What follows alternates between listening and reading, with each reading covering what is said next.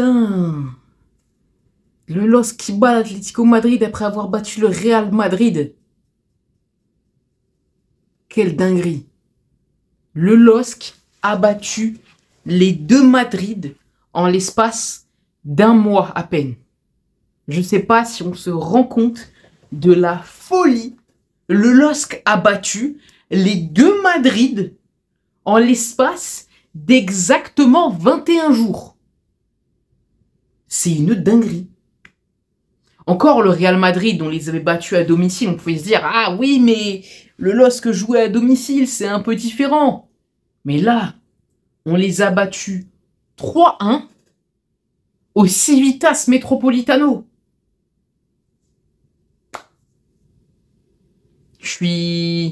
Franchement, le débrief va être très rapide parce que j'ai envie de me poser, de regarder un épisode d'Arrow et d'aller dormir, honnêtement. Mais honnêtement, je suis trop content.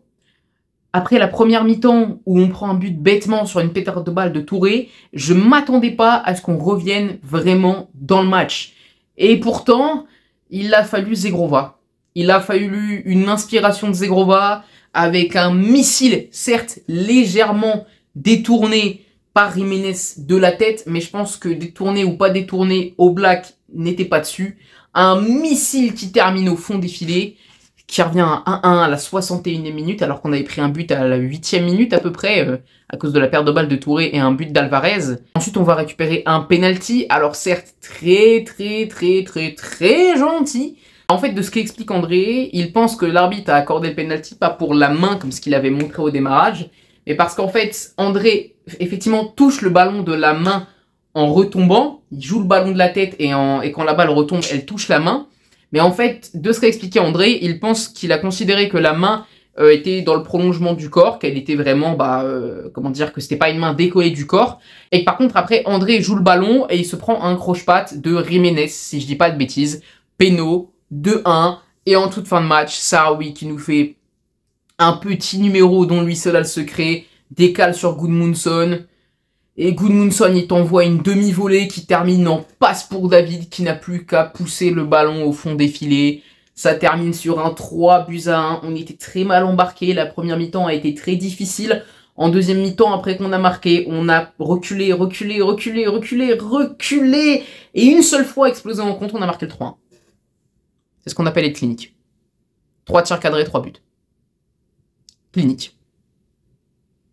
Et là, j'en vois plein venir. Oui, mais c'est pas mérité. L'Atlético, ils ont mieux joué. L'Atlético avait qu'à plus cadrer.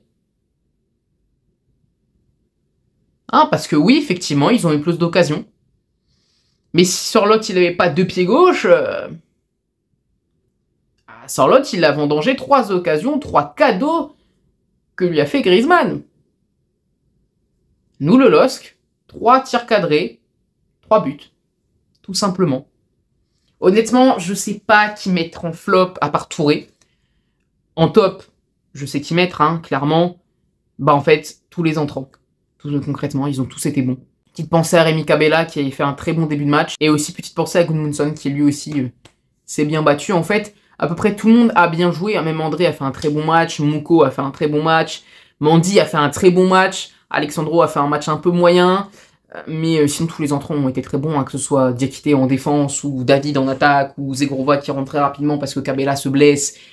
Ils ont tous été bons, les entrants. Et à part Touré, qui a été mauvais, et Alexandro, qui a été un peu moyen, même si il fait un sauvetage à un moment, alors qu'il y a une frappe qui peut aller au fond des filets, et il aurait pu avoir 2-2 où il fait un sauvetage, dans l'ensemble, il fait un match un peu moyen, mais sinon, le reste de l'équipe, ça a été solide, hein.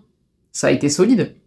Ça a subi les vagues de l'Atlético sans broncher et puis ça a fini par péter en contre. Donc franchement très satisfait de ce match et de cette victoire. Pour vous dire, ça faisait 20 minutes que j'écoutais la musique que vous avez entendue au démarrage, Back from the Dead de Skylet en boucle. Je l'écoutais en boucle. Voilà, parce que c'était vraiment à l'image du match. Pendant 60 minutes, on n'existe pas quasiment, hein, on est mené 1-0. Et le but de Zegrova fait qu'on revient de la mort. Voilà, back from the dead tonight. On revient de la mort ce soir. Et on passe devant et on met même un break d'avance. C'est exceptionnel. Le LOSC est actuellement 15e en Ligue des Champions. Donc actuellement, on est qualifié pour les 16e de finale, sachant que si on est qualifié pour les 16e de finale, de ce que j'ai compris, on va récupérer 45 millions d'euros. Donc autant vous dire que cette place en 16e de finale, il faut l'avoir.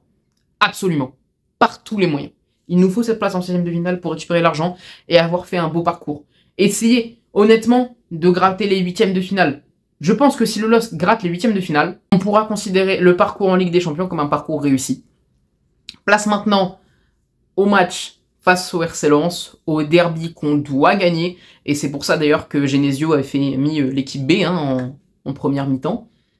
Ouais, on a réussi à prendre qu'un seul but face à l'Atlético Madrid avec l'équipe B et ensuite faire rentrer les titulaires pour rouler sur l'Atlético Madrid. Bon, vous m'excuserez pour la qualité sonore qui n'est pas exceptionnelle. Hein, mon téléphone n'avait plus beaucoup de batterie. J'avais la flemme d'attendre minuit 30 pour faire le tournage. On est sur un petit débrief à la va-vite à chaud d'un match. Prochaine vidéo qui sortira, que je vais essayer de tourner prochainement. Promis, il y aura un bon micro. Et aussi, regardez sur la chaîne Isof. C'est pas encore en tournage, mais il y a un petit projet qui arrive bientôt. Et que je vais essayer de sortir pour Halloween. Voilà, tournage la semaine prochaine en gros. Allez, ciao l'équipe.